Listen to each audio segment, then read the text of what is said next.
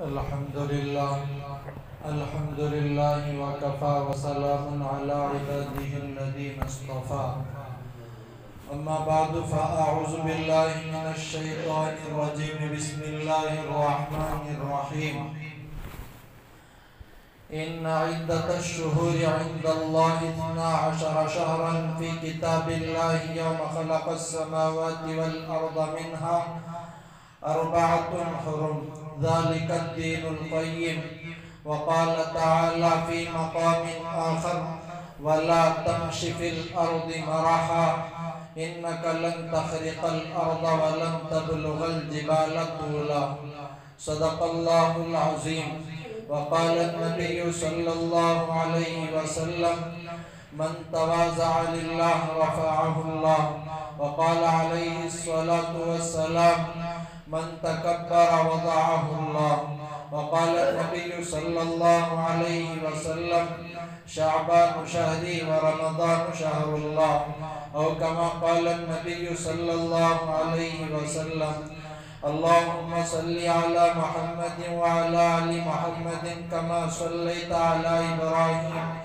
وعلى آل إبراهيم إنك حميد مجيد اللهم بارك على محمد وعلى آل محمد كما باركت على إبراهيم وعلى آل إبراهيم إنك حميد مجيد محترم سامعین برادران عزیز، تواضع یعنی عاجزی اختیار کرنا اس تعلق سے اور شعبان کے مہینے کے تعلق سے کچھ ضروری باتیں عرض کرنی ہیں۔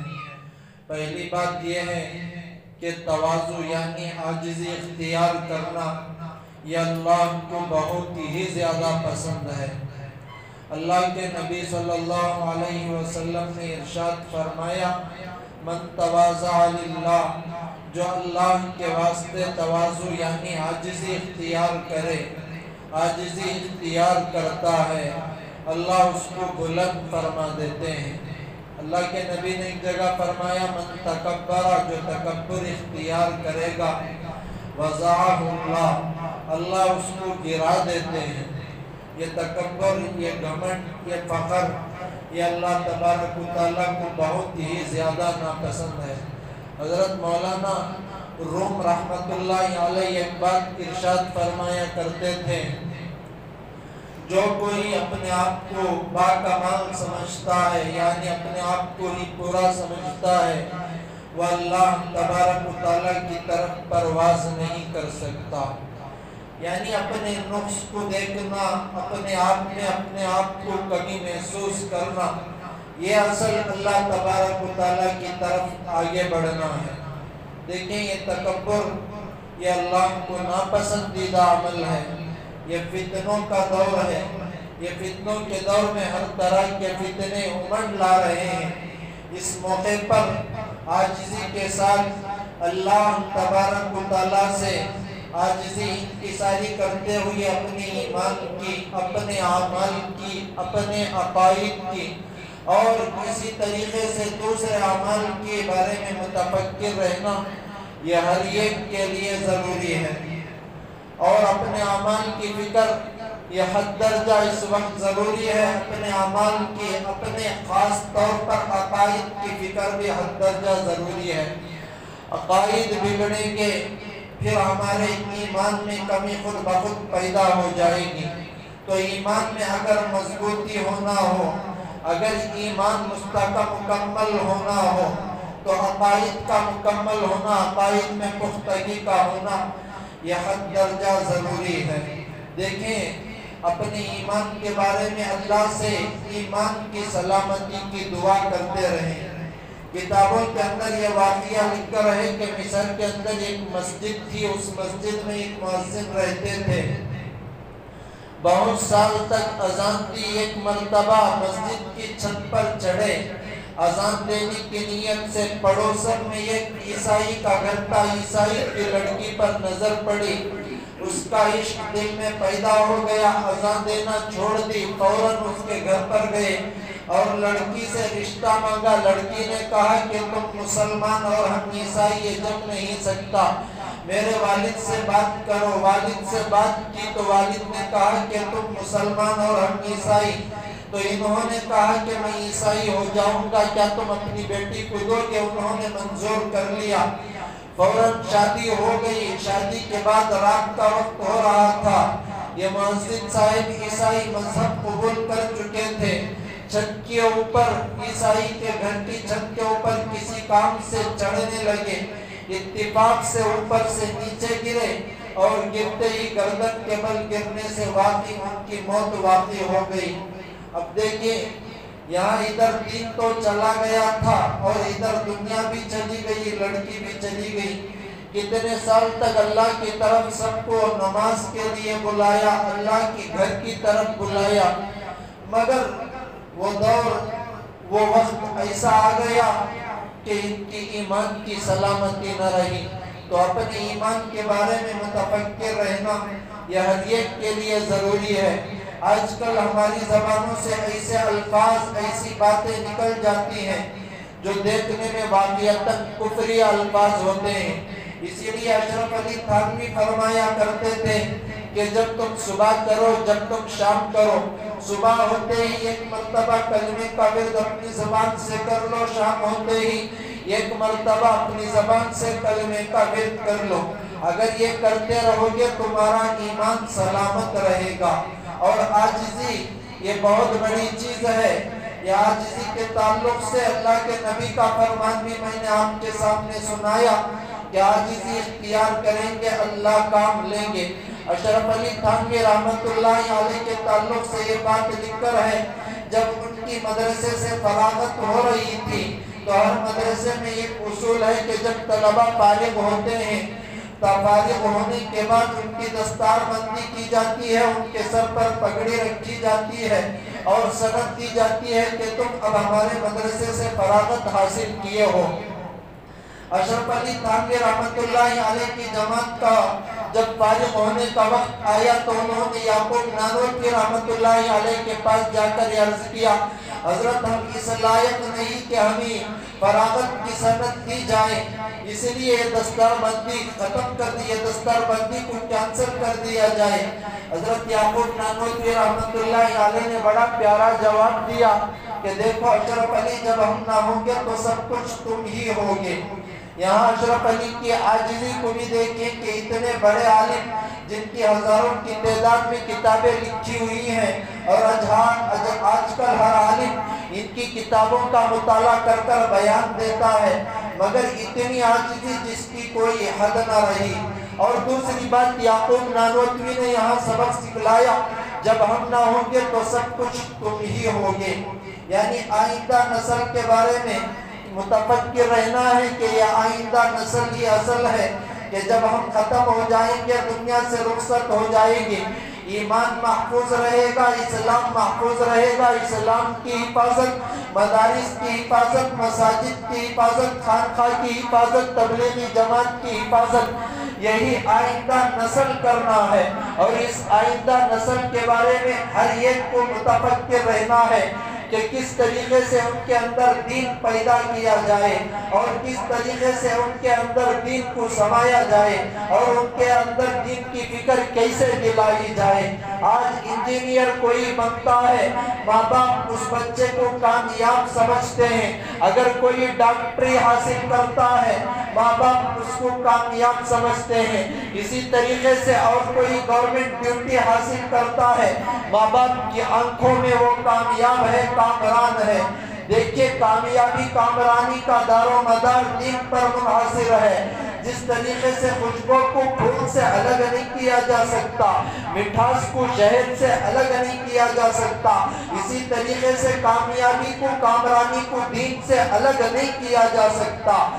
دین کیا ہے؟ اللہ کے بتائے ہوئے احکام پر چلنا، نبی کے بتائے ہوئے احکام پر چلنا، شریعت کے بتائے ہوئے احکام پر چلنا، یہ دین ہے۔ اللہ کے بتائے ہوئے اور اللہ کے بتائے ہوئے اللہ نے جس چیز کو ناجائز قرار دیا اس کو چھوڑنا، نبی نے جس چیز سے منع کیا اس کو چھوڑنا، دین نے جس چیز سے روکا اس کو چھوڑنا، صحابہ نے جس چیز سے دوری اختیار کی اس کو چھوڑنا، یہ دین ہے۔ اسی دین کی کامیابی اور اسی دین پر چلنے میں ہمیں کامیابی حاصل ہوگی۔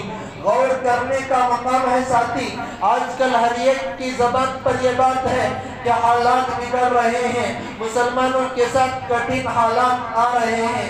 اس سے پہلے یہ بات کو سوچ لے، یہ بات کو ذہن میں بٹھا لے، یہ بات کو دل میں اتار لے، حالات بگڑتے ہیں تو اعمال کے بگڑنے سے، حالات بنتے ہیں اعمال کے بننے سے، اعمال بنتے ہیں ایمان کے بننے سے، اعمال بگڑتے ہیں ایمان کے بگڑنے سے۔ اگر ایمان بنے گا، حالات اللہ تبارک و تعالی اعمال کو بنا دیں گے، اعمال بن جائیں گے، اللہ تعالی حالات کو بنا دیں گے۔ ایمان بگڑے گا، اعمال بگڑے گا، اعمال بگڑیں گے، اللہ حالات کو بگاڑ کر کٹھن حالات کو ہمارے سروں پر ڈال دیں گے اور مسلمان پریشانی کے عالم میں خود بخود مبتلا ہو جائیں گے۔ اس لیے آئندہ کی نسل کی حفاظت یہ ہماری ذمہ داری ہے، مساجد کی حفاظت ہماری ذمہ داری ہے، نقاب کی حفاظت ہماری ذمہ داری ہے، حجاب کی حفاظت ہماری ذمہ داری ہے۔ اگر دین کے اوپر انگلیاں اٹھ رہی ہو، قرآن کے اوپر انگلیاں اٹھ رہی ہو، اگر شریعت کے اوپر انگلیاں اٹھ رہی ہو، مساجد کے اوپر انگلیاں اٹھ رہی ہو، کوئی اپنی زبان سے بھونک رہا ہو، تو اس وقت ہر ایک کی ذمہ داری بنتی ہے کہ اپنے دین کی حفاظت خود بخود کرے۔ اب غور کرنے کا مقام ہے، حجاب کا مسئلہ ہو کہ برقعے کا مسئلہ ہو کہ قرآن کا مسئلہ ہو کہ نماز کا مسئلہ ہو کہ مساجد کا مسئلہ ہو کہ تبلیغی جماعت کا مسئلہ ہو یا اور کوئی دینی تنظیم کا مسئلہ ہو، ہر ایک کی ذمہ داری کی حفاظت، ہر ایک کی ذمہ داری ہر مسلمان پر بنتی ہے۔ اللہ نے کسی کو عہدہ دیا اور اس کی زبان کی بات دور دور تک پہنچتی ہو تو اس کو ضروری ہے کہ وہ اپنی زبان سے آواز اٹھائے۔ اللہ نے کسی کو مال دیا تو اس کے مال پر حق بنتا ہے کہ وہ دشمن جو خلاف آواز اٹھا رہے ہیں ان کے خلاف یہ مال استعمال کیا جائے، ملک کو بچانے کے واسطے، ایمان کو بچانے کے واسطے، سنویدھان کو بچانے کے واسطے۔ اگر کوئی مساجد کے خلاف آواز اٹھا رہا ہے تو یہ مالداروں کا حق بنتا ہے کہ اپنا مال استعمال کریں۔ اسی طریقے سے آگے چل کر یہ بات عرض کرنی پڑتی ہے کہ اگر کوئی ذمہ دار ہے ذمہ دارانہ طور پر بات کرے، اگر کوئی عالم ہے عالمانہ طور پر بات کرے، اگر کوئی ایم ایل اے ہے ایم ایل اے طور پر بات کرے، اور اسی طریقے سے اگر کوئی مشہور شخصیت نہ ہو، معمولی شخصیت ہو، اس پر بھی ذمہ داری بنتی ہے کہ وہ دین کی حفاظت کے واسطے اپنے دلوں کے اندر درد پیدا کرے۔ اگر حجاب کے خلاف آواز اٹھے، اپنی عورتوں کو حجاب کی پابندی کرائے، ماں سے کہے، بیٹی سے کہے، بہن سے کہے، بیوی سے کہے کہ تو حجاب کی پابندی کر۔ اگر مساجد کے خلاف آواز اٹھے، فوراً مسجد میں آ کر نماز کی پابندی کرے، یہ بھی دشمن کا جواب ہے۔ اگر نقاب بہن پہنتی ہے تو یہ بھی دشمن کا جواب ہے۔ اگر کالجوں سے مسلم بہنوں کو نکالا جا رہا ہو، مسلمان کالج، مسلمان یونیورسٹیاں، مسلمان ہاسٹل، مسلمان پرائمری، مسلمان ہائی اسکول قائم کرے، یہ بھی دشمن کا جواب ہے۔ اگر قرآن کے خلاف آواز اٹھ رہی ہو، مسلمان قرآن کی تعلیم کے پیچھے محنت کرے، یہ بھی دشمن کا جواب ہے۔ اگر تبلیغی جماعت کے خلاف آواز اٹھ رہی ہو تو مسلمان تبلیغ میں نکلے، یہ بھی دشمن کا جواب ہے۔ اگر کسی تنظیم کے خلاف آواز اٹھ رہی ہو، مسلمان تنظیم میں جم کر مسلمانوں کی تنظیم کو مضبوط کرے، یہ بھی دشمن کا جواب ہے۔ اگر عقیدے کے خلاف آواز اٹھ رہی ہو تو عقیدے میں مضبوطی پیدا کرنے کے واسطے جو خلاف کامیں ہو رہی ہیں، ان خلاف کاموں کو چھوڑ دیں، یہ بھی دشمن کا جواب ہے۔ ذاتی ان باتوں پر غور کریں۔ آج ہمارا عقیدہ مضبوط نہیں، آج ہمارے بچوں کی تربیت دینی اعتبار سے نہیں، آج ہماری مسجدیں خالی، آج ہمارے مدارس میں بچے 100% میں سے 1% 1% تعلیم حاصل کر رہے ہیں۔ اس سب کے بارے میں متفکر ہر ایک کو رہنا ہے، اس لیے کہ آئندہ کل ہم نہ رہیں گے تو یہی اولاد دین کی محافظ بننا ہے۔ اگر ہم نہ رہیں گے یہی اولاد مساجد کی محافظ بننا ہے۔ اگر ہم نہ رہیں گے یہی اولاد مساجد میں جم کر مدرس بن کر بچوں کو تعلیم دینا ہے. یہی اولاد آگے چل کر انہی اولاد میں سے اولیاء بھی پیدا ہونا ہے, انہی اولاد میں سے حفاظ بھی پیدا ہونا ہے, انہی اولاد میں سے علماء بھی پیدا ہونا ہے, انہی اولاد میں سے فقہا بھی پیدا ہونا ہے, انہی اولاد میں سے دین کے محافظ, دین کے مجاہد, مساجد کے محافظ, مساجد کے محافظ, تبلیغی جماعت کے محافظ, دینی تنظیموں کے محافظ, ہر ایک انہی اولاد میں سے بننا ہے, انہی اولاد کو تیار کرنا ہے. حضرت امام غزالی رحمت اللہ علیہ کا نام آپ نے سنا ہوگا, بڑے اللہ والے گزرے ہیں. ان کے تعلق سے کتابوں میں یہ بات لکھ کر ہے کہ ان کا نام غزالی تھا, محمد غزالی, اور ایک ان کے بھائی تھے احمد غزالی. یہ دونوں بچپن میں ہی یتیم ہو گئے تھے. ان کی ماں نے بہت اچھے طریقے سے ان کی تربیت کی. ان کی تربیت کے تعلق سے آتا ہے کہ ماں بڑی متفکر رہتی تھی, اور ماں کی متفکر رہنے کا نتیجہ بڑے ہو کر دونوں نے عالمیت کی سند حاصل کی. یہ مسجد کے امام حضرت امام غزالی بنے, مسجد کے خطیب بھی تھے, مسجد میں مسائل کوئی پیش آتے تو یہ حل کرتے تھے. مگر ان کے اور ایک بھائی جو احمد غزالی تھے, ان کے پیچھے نماز نہیں پڑھتے تھے. حضرت امام غزالی رحمت اللہ علیہ نے اپنے امی سے جا کر یہ شکایت کی کہ ماں دیکھو سب مجھ سے یہ بات کہتے ہیں کہ تمہارا بھائی تمہارے پیچھے نماز نہیں پڑھتا, اور میں وقت کا خطیب ہوں, وقت کا امام ہوں, سب لوگ میرے پیچھے نماز پڑھتے. تو ماں نے بیٹے کو بلا کر, بھائی کو بلا کر سمجھایا کہ بیٹے جا کر اپنے بھائی کے پیچھے نماز پڑھنا, تم کیوں نماز نہیں پڑھتے. بیٹے نے مان لیا, فوراً گئے, نماز کا وقت ہوا, نماز میں امام غزالی نے امامت کی. ایک رکعت ہوئی, ایک رکعت کے بعد چھوٹے بھائی نے رکعت توڑ کر الگ سے نماز ادا کر لی. لوگوں نے بتایا کہ امام صاحب آپ کے بھائی نے یہ کام کر دیا. دل میں غم ہوا, ماں کے پاس پھر گئے, ماں آپ کے بیٹے نے, میرے بھائی نے یہ کام شرمندہ مجھے کرنے والا کر دیا, میں کیا کروں.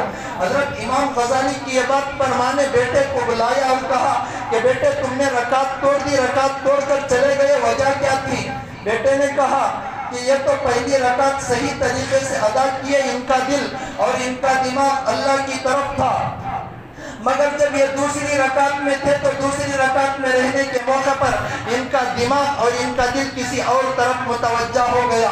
مجھے کشف ہوا, اس کشف کے نتیجے میں فوراً رکعت توڑا, الگ سے اخلاص سے نماز ادا کیا, میں اپنے گھر کی طرف لوٹ گیا. حضرت امام غزالی سے ماں متوجہ ہو کر پوچھی کہ بیٹے واقعتاً یہ بات صحیح ہے. حضرت امام غزالی نے فرمایا کہ ماں واقعتاً یہ بات صحیح ہے. پہلی رکعت میں اللہ کی طرف توجہ دے کر پڑھا, دوسری رکعت ادا کی تو دوسری رکعت ادا کرنے میں نفاس کے مسائل جو عورتوں کے تعلق سے تھے, نماز سے پہلے میں یہ پڑھ رہا تھا, نماز میں مجھے یہ یاد آ گئے اور میرا دماغ اللہ کی طرف سے ہٹ کر کسی اور طرف متوجہ ہو گیا. ماں یہ میری غلطی ہے, میں تجھ سے معافی چاہتا ہوں, ماں مجھے معاف کر دے. تو حضرت امام غزالی کی والدہ محترمہ نے فرمایا دونوں بیٹوں سن لو, دونوں نے میرے کام کا نہ بنا اور دونوں میرے کام کے نہ رہے. حضرت امام غزالی کے چھوٹے بھائی نے کہا کہ ماں مجھے تو کشف ہوا ہے, اس کشف پر تمہیں تعریف کرنا ہے, بڑے کی غلطی ہے. ماں نے کہا کہ ایک نماز میں نفاس کے مسائل سوچ رہا تھا اور دوسرا اس کا دل دیکھ رہا تھا, دونوں کی طرف اللہ کی, دونوں کی توجہ اللہ کی طرف نہیں تھی, تو ایسی نماز سے کیا فائدہ. غور کرے, ایسی مائیں جب تربیت کرتی ہیں تو امام غزالی بھی تیار ہوتا ہے, ایسی ماں ایسی تربیت کرتی ہے تو امام ابو حنیفہ بھی تیار ہوتا ہے, ماں اچھی تربیت کرتا ہے تو امام شافعی بھی تیار ہوتے ہیں, اگر ماں اچھی تربیت کرتی ہے تو امام بخاری بھی تیار ہوتا ہے, اگر ماں اچھی تربیت کرتی ہے تو معین الدین چشتی اجمیری بھی تیار ہوتا ہے, اگر ماں اچھی تربیت کرتی ہے تو بندے نواز بھی تیار ہوتی ہے, اگر ماں اچھی تربیت کرتی ہے تو عبد القادر جیلانی بھی تیار ہوتے ہیں. آج دوسروں کی فکر ہمارے دل میں آئی, مگر اپنے بچوں کے تعلق سے جو متفکر ہونا تھا, جو تدبر ہمیں کرنا تھا, یہ تدبر ہمیں ہمارے دلوں کے اندر نہ آئی. بیٹا اگر 100 روپیے کما کر لائے, بیٹا اگر 1000 روپیے کما کر لائے, ماں کی بھی تعریف ہوگی اور باپ کی بھی تعریف ہوگی, بڑی بہن بڑا بھائی بھی تعریف کرے گا. اگر اسی طریقے سے کوئی بچہ نماز چھوڑے, قرآن کی تلاوت چھوڑے, ماں کے بارے میں, ماں کے دل میں باپ کے دل میں فکر نہیں ہوتی کہ میرا بیٹے نے غلط کام کیا اور اس سے ٹوکا بھی نہ جاتا اور اس سے غلط کام سے روکا بھی نہیں جاتا۔ آج غور کریں، دین کی جو فکر تھی یہ ہمارے اندر کم ہو گئی۔ اگر ماں باپ متفکر ہوتے یہ حالات نہ ہوتے۔ اللہ کے نبی، اللہ نے قرآن میں فرمایا یا ایھا الذین آمنوا قوا انفسکم، کہ اپنے آپ کو سب سے پہلے بناؤ۔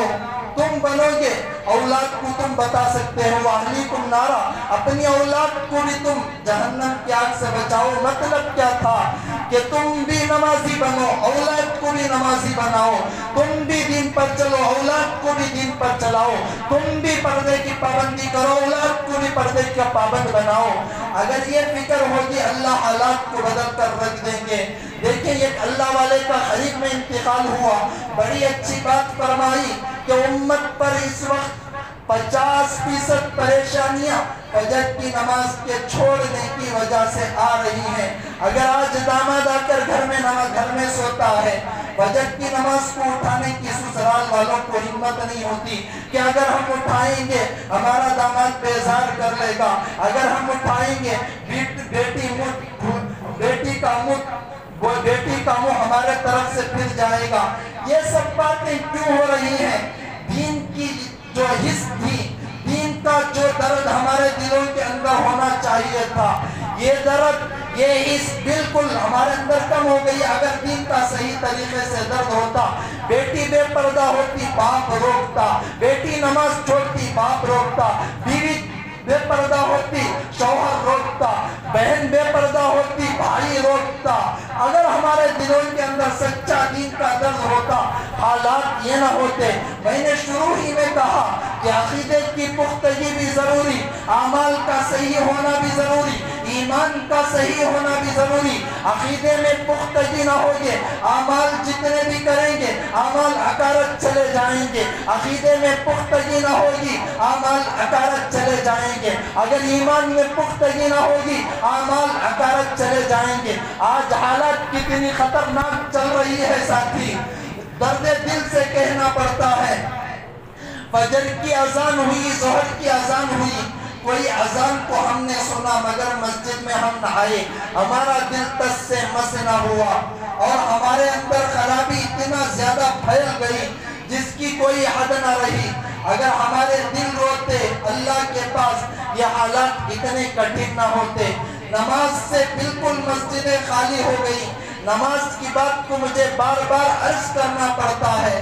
حضرت ابن عباس رضی اللہ تعالیٰ عنہ سے پوچھا گیا تھا کہ ابن عباس بتلاؤ کہ بہترین دن کوسا، بہترین مہینہ کوسا، بہترین عمل کوسا؟ حضرت ابن عباس نے جواب دیا تھا بہترین دن جمعہ کا دن، بہترین مہینہ رمضان کا مہینہ، اور بہترین عمل کوئی ہے تو وقت پر نماز کا ادا کرنا ہے۔ حضرت علی رضی اللہ تعالیٰ عنہ سے کسی نے جا کر یہی پوچھا کہ ابن عباس سے یہ سوال کیا گیا، ابن عباس نے یہ جواب دیا۔ حضرت علی رضی اللہ تعالیٰ عنہ نے فرمایا مشرق سے لے کر مغرب تک ہر ایک سے، چاہے وہ فقیہ ہو کہ چاہے وہ حکیم ہو کہ چاہے وہ عالم ہو کہ چاہے مفتی ہو کہ چاہے کوئی ولی بھی ہو، ہر ایک سوال کا یہی جواب دے گا کہ وقت پر نماز کا ادا کرنا یہ سب سے افضل اور سب سے بہترین عمل ہے۔ آج مسجدیں خالی ہو گئی۔ دیکھیں بہترین مہینہ ابن عباس نے بتلایا رمضان کا مہینہ ہے۔ ابھی ہمارے آنکھوں کے سامنے یہ مہینہ آنے والا ہے۔ یہ مہینہ آنے سے پہلے اللہ نے شعبان کا مہینہ دیا، یہ رمضان کا مقدمہ ہے۔ نبی نے فرمایا یہ میرا مہینہ ہے شعبان شہری، کہ یہ میرا مہینہ ہے۔ اللہ کے نبی کی عادت کریمہ تھی کہ اس مہینے کے اندر خصوصیت سے روزوں کا اہتمام فرماتے تھے، اس لیے کہ امت کو سبق سکھلانا تھا کہ رمضان کے بعد اللہ کے نبی کے بارے میں کتابوں میں یہ بات ثابت ہے کہ رمضان تو مکمل روزے رکھتے تھے، اس کے علاوہ 11 مہینوں میں سے اگر کسی مہینے میں زیادہ روزے رکھتے تھے تو یہی شعبان کے مہینے میں روزہ رکھتے تھے، اس لیے کہ یہ ایسا مہینہ ہے کہ بندوں کے اعمال نامے اللہ کے سامنے زیادہ طور سے اسی مہینے میں پیش ہوتے ہیں۔ یہ ایسا مہینہ ہے، اس مہینے کے اندر آئندہ سال تک مرنے والوں کی فہرست تیار ہوتی ہے۔ جب بندے یہ فہرست تیار ہو رہی ہو، روزے کی حالت میں ہو، نہ جانے آئندہ سال آنے سے پہلے کس کا انتقال ہو جائے، اس اس لیے اللہ کے نبی نے سبق سکھلایا کہ اس مہینے کے اندر روزوں کا اہتمام کرو۔ آگے اللہ کے نبی نے یہ سبق سکھلایا کہ رمضان کا مقدمہ ہے، رمضان میں تمہیں روزے رکھنا ہے۔ جس طریقے سے فجر سے پہلے بھی سنت ہے، ظہر سے پہلے بھی سنت ہے، عصر سے پہلے بھی سنت ہے، عشاء سے پہلے بھی سنت ہے۔ فقہا کے قول کے مطابق قبولیت دعا کا وقت مغرب سے پہلے بھی ہے۔ ان پانچوں اوقات میں مسجد میں جلدی آ کر نماز سے پہلے 5 منٹ دینے کی بات کیوں ہے؟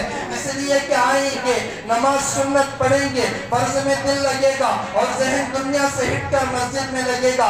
اسی طریقے سے رمضان سے پہلے شعبان میں 1-2 روزے رکھ لیں گے۔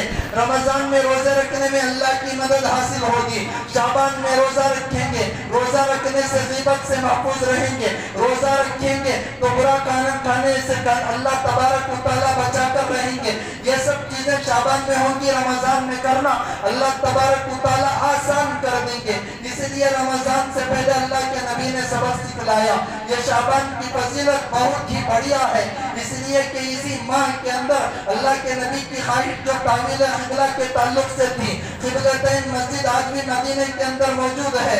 اللہ کے نبی صلی اللہ علیہ وسلم شروع میں بیت المقدس کی طرف رخ کر کے نماز پڑھتے تھے۔ آگے چل کر اللہ کے نبی کی یہ خواہش تھی کہ کعبۃ اللہ ہمارا قبلہ ہوتا تو کتنا بہتر ہوتا۔ نماز کے اندر حکم آیا اور نماز ہی میں اللہ کے نبی نے کعبے کی طرف رخ کیا تو اللہ کے نبی کی خواہش اسی ماہ میں پورا ہوئی۔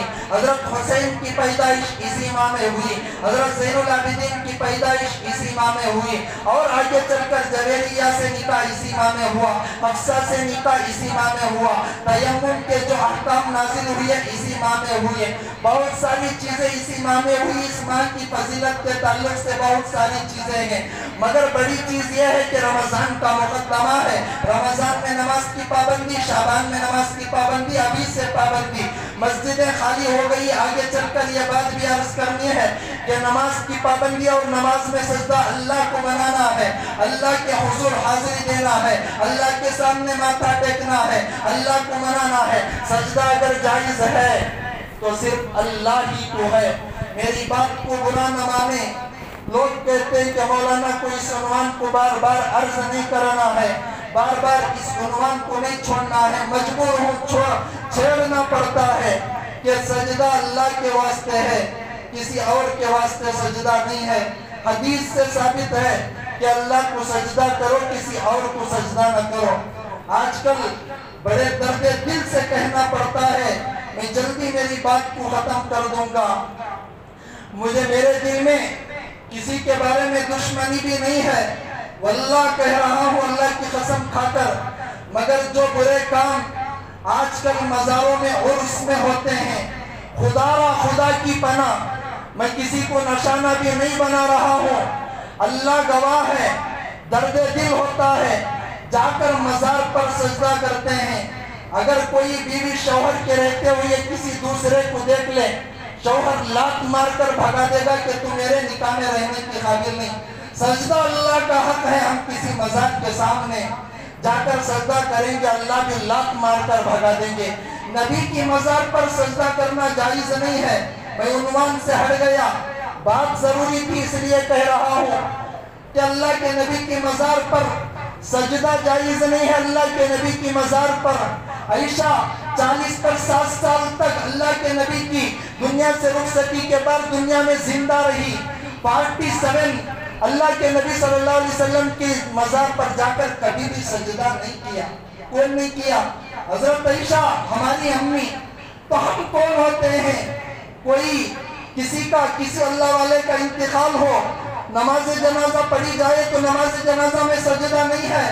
کیوں نہیں ہے؟ کہ اگر سجدہ کریں گے ایسا دکھے گا کہ اس میت کے سامنے سجدہ کر رہے ہیں، ایسا نظر آئے گا، اسی لیے شریعت نے روک دیا۔ تو یہی آدمی کو جا کر جب مزار میں رکھنے چاہے وہ اللہ والا ہو کہ اللہ والا نہ ہو، اس سے مطلب نہیں ہے، مگر وہ مزار میں جا کے سجدہ کرنے کا حق کیسے حاصل ہو گیا؟ مستورات کو بھی روکنا پڑتا ہے، مرد احباب کو بھی روکنا پڑتا ہے، اور جو اس میں حصہ لے رہے ہیں میری بات کو برا نہ مانے، بہت سارے میرے خلاف آواز اٹھائیں گے، اٹھانے دو، میں جو بات ہے وہ کہنا پڑتا ہے۔ مزاروں پر جا کر سجدہ کریں گے، عقیدے میں کمزوری آئے گی، اعمال بگڑیں گے، حالات آئیں گے۔ اور حالات کیوں نہیں آئیں گے؟ جب اللہ کو چھوڑ کر ہم کسی غیر اللہ کے سامنے سجدہ کریں گے تو اللہ تبارک و تعالیٰ کو کتنا غصہ آئے گا، اللہ حالات کو بھیج کر رہیں گے۔ تو اس لیے اللہ سے دعا کریں کہ اسے غلط کام نہ کریں۔ میں وقت بھی زیادہ لے لیا۔ اور دوسری بات پردے کے تعلق سے ہے۔ امی عائشہ کے بارے میں آتا ہے، اللہ کے نبی کے بازو میں ابو بکر کی تدفین ہوئی۔ امی عائشہ جا کر کچھ پڑھتی تھیں، اور اس زمانے میں عورتوں کا جانا آنا ہوتا تھا۔ یہ جانا آنے کے تعلق سے اور ایک مرتبہ عورتوں کے تعلق سے عرض کروں گا کہ قبرستان میں جا سکتے ہیں کہ نہیں جا سکتے، مگر عمر رضی اللہ عنہ کی تدفین ہوئی، امی عائشہ نے چھوڑ دیا کہ اب میں نہیں جاؤں گی، یہ میرے لیے غیر محرم ہے۔ تو دیکھیں، کوئی بیٹھ کر قوالی کوئی عورت پڑھے تو کیا ہم سن سکتے ہیں اور اس کی صورت دیکھ سکتے ہیں؟ لوگ کہتے ہیں نشانہ جان بوجھ کر مولانا بنا رہے ہیں کہ یہ اس وجہ سے، میں کس وجہ سے بھی نہیں بنا رہا ہوں، بات ہے عرض کرنی پڑتی ہے۔ کسی سے دشمنی تو تھوڑی ہے، اللہ گواہ ہے دشمنی تو ہماری کسی سے نہیں ہے۔ میں مصلی پر بیٹھ کر کہہ رہا ہوں، اللہ سے دعا کریں، نماز کی پابندی کریں، مزاروں پر سجدہ نہ کریں، اور اس میں اگر کوئی عورت قوالی پڑھتی ہے تو اس سے روکا جائے، اور عورتوں سے بھی کہا جائے کہ جس طریقے سے تو اذان نہیں دے سکتی تو اس طریقے سے تو قوالی بھی نہیں پڑھ سکتی۔ اذان دینے کا حق تجھے نہیں، اذان تو بڑی چیز، تو قوالی پڑھنے کا بھی تجھے حق نہیں ہے۔ اللہ سے دعا کریں، اگر کسی کو میری بات سے تکلیف ہوئی ہو، اللہ کو گواہ رکھ کر معافی مانگ لیتا ہوں۔ 5 منٹ سنتوں کا وقفہ دیا جائے گا، 5 منٹ سنتیں پڑھ لیں۔ واخر دعوانا الحمدللہ رب العالمین۔